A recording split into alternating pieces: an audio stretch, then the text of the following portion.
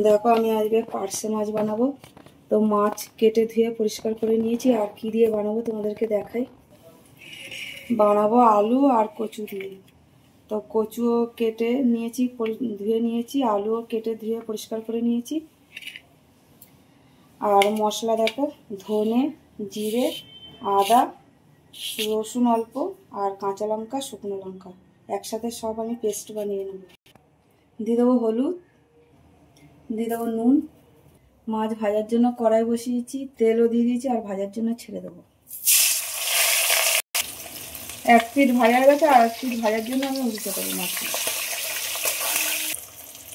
ভাজা হয়ে গেছে মাছগুলো, এবার উঠিয়ে নেবো। মাছগুলো আমি খুব ভালো করে ভেজে নিয়েছি। ওই মাছ ভাজার তেলের মধ্যে আমি ফোড়নে দেবো জিরে, তেজপাতা। কচু আর আলুটা দিয়ে দেবো। কচু আলু দিয়ে খুব ভালোভাবে ভাজার জন্য নেড়ে দেবো।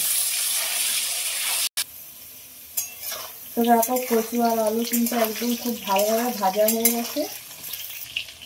টমেটো দিয়ে দেবো, দিয়ে দেবো নুন, দিয়ে দেবো হলুদ। নুন, হলুদ, টমেটো দিয়ে খুব ভালোভাবে নেড়ে দেবো। পেস্ট করা মশলাটা দিয়ে দেবো। মশলা দিয়ে খুব ভালোভাবে নেড়ে দেবো কষানোর জন্য। তো দেখো আলু কচু খুব ভালোভাবে কষানো হয়ে গেছে। দিয়ে দেবো জল। জল দিয়ে খুব ভালোভাবে মিশিয়ে দেবো। ফোটার জন্য ঢাকা দিয়ে দেবো। ঝোল ফুটে গেছে, আর আমি ভাজা মাছগুলো দিয়ে দেবো। মাছ দিয়ে ফোটার জন্য ঢাকা দিয়ে দেবো আবারও।